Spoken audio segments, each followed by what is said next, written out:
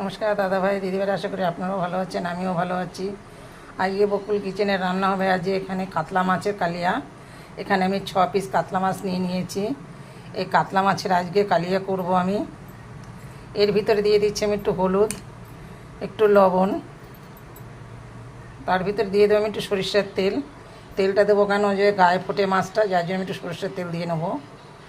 দিয়ে এটাকে মেখে আমি মিনিট 10-এর মতন আমি ঢেকে রেখে দেবো। এখন আমার কড়াইটা গরম হয়ে গেছে। আমি আমি মাছটাকে 10 মিনিটের জন্য আমি হলুদ লবণ মেখে আমি রেখে দিয়েছিলাম। এখন আমার কড়াইটা গরম হয়ে গেছে। এখন কড়াইয়ের ভিতরে আমি দিয়ে দিচ্ছি একটু সরষের তেল। ওইখানে রাখো।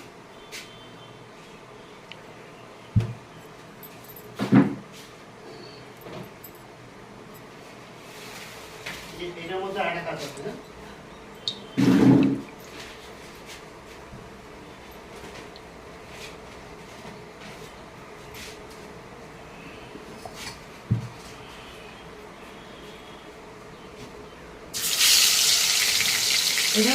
হ্যাঁ, এখানে রাখো।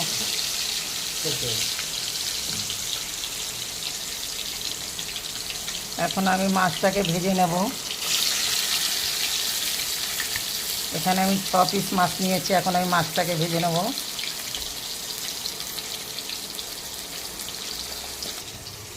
এখন দেখুন, আমি মাছের কালিয়ার সঙ্গে যে মশলাটা দেব, এই মশলাটা আমি হালকা পাতলা একটু ভেজে নেব। প্যানের মধ্যে আমি একটুখানি সরষের তেল দিয়ে দিলাম।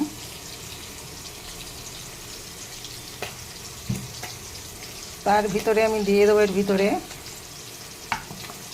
এটা আমি হালকা পাতলা মশলাটা ভেজে নেব। এর ভিতরে আছে রসুন, আদা আর পেঁয়াজ, একটু হালকা পাতলা করে ভেজে নেব। দেখুন, ওটা কিন্তু আমি একটু লাড়াচাড়া নিয়েছি। এর ভিতরে আমি টমেটোটা একটু ভেজে নেব। একদম হালকা করে ভেজে নিতে হবে। এটা যদি ভেজে ব্লেন্ডার করা যায়, মশলাটাকে করে নিতে হবে। এটা করা যায়, তরকারির একটা স্বাদই আলাদা আসে, খুব ভালো লাগে খেতে। একদম হালকা করে ভেজে নেব। এরপরে দিয়ে দেবেন 2-4টে শুকনো লঙ্কা। একদম হালকা করে আমি ভেজে নেব। এটাকে ঠান্ডা করে তারপরে আমি ব্লেন্ডার করব।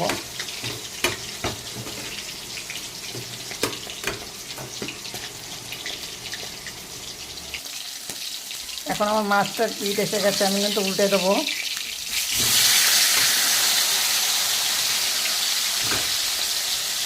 আমার 6 পিস মাছ, তো আমি 3 পিস করে আমি ভেজে নিচ্ছি। কেন, একসঙ্গে 6 পিস মাছ দিলে মাছটা ভেঙে যাবে, ভাজাটাও ভালো হবে না। আমি এটা 3 পিস করে 2 ফোলায় ভেজে নেব। মাছটা আমার ভাজা হয়ে গেছে, আমি কিন্তু নামিয়ে নেব।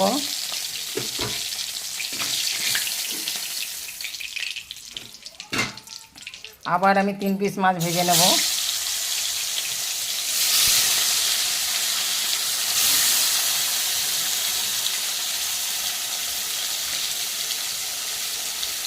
এই যেটা আমি ভেজে নিয়েছিলাম যে মশলাটা, এটাকে আমি এখন ব্লেন্ডার করে নেব। দেখতে পাচ্ছেন কীরকম আমি হালকা করে ভেজে নিয়েছি ওটাকে।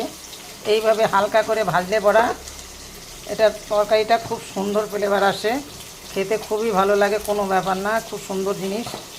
কাঁচা মশলাও করা যায়, কিন্তু আমি একটু হালকা করে একটু ভেজে নিই, যার জন্য তরকারিটা খেতে খুবই ভালো লাগে। এখন আমার ব্লেন্ডারটা হয়ে গেছে।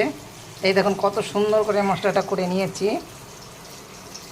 সবসময় মাছের কালিয়া কিছু কিছু রান্নায় মশলাটা যদি এরকম পেঁয়াজ রসুনটা যদি হালকা করে ভেজে দেওয়া যায়, তাহলে তো খেতে খুবই ভালো লাগে। মাছটাকে আমি আবার উল্টে পাল্টে দেবো।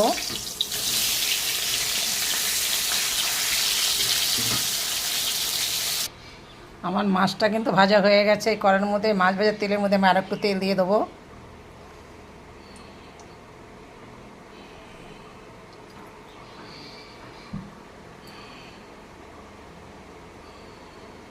তেলটা আমার গরম হয়ে গেছে। এরপরে দিয়ে দেবো আমি 2 শুকনো লঙ্কা ফোড়নে। আর ফোড়নে দিয়ে দেবো আমি এখানে দারচিনি আর এলাচ, 4টে এলাচ নিয়েছি, একটু করে দারচিনি নিয়েছি। এটা আমি ফোড়নে দিয়ে দেবো। তারপরে যে মশলাটাকে আমি দেখিয়েছি, আমি পেস্ট করে নিয়েছি, সেই মশলাটাকে আমি দিয়ে দেবো এর ভিতরে। কিন্তু আঁচটা একদম আমার কমে আছে, আঁচটাকে আমি কমিয়ে দিয়েছি।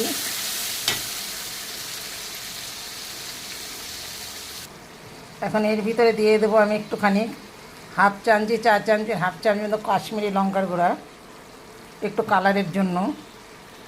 আর এর ভিতরে দিয়ে দেবো আমি একটু হলুদ। তার ভিতরে দিয়ে দেবো আমি টমেটোটা যাতে দিয়েছি এটার কারণে আমি একটুখানি চিনি দিয়ে দেবো সামান্য একটু।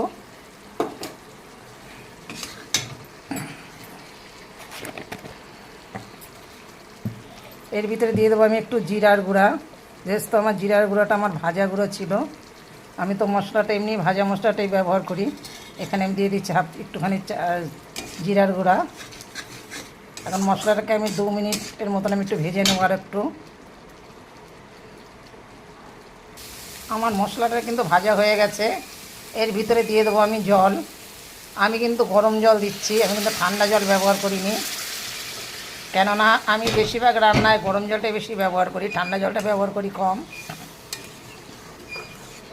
সবসময় জানাবেন যে একটু হালকা গরম জল দিলে মাছ যে কোনো সবজিতে কিন্তু খেতে ভালো লাগে, সেটা খাইতে খুবই ভালো। কিন্তু আমি তো গরম জলটাই বেশি ব্যবহার করি, ঠান্ডা জলটা ব্যবহার করি খুবই কম।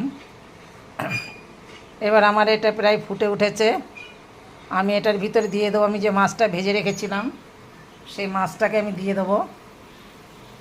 আমার এটা ফুটে উঠেছে। এখন যে মাছটা ভেজে রেখেছি সেই মাছটা আমি দিয়ে দিচ্ছি এর ভিতরে। এবার 2 থেকে 3 মিনিট আমার এই মাছটা জাল হবে।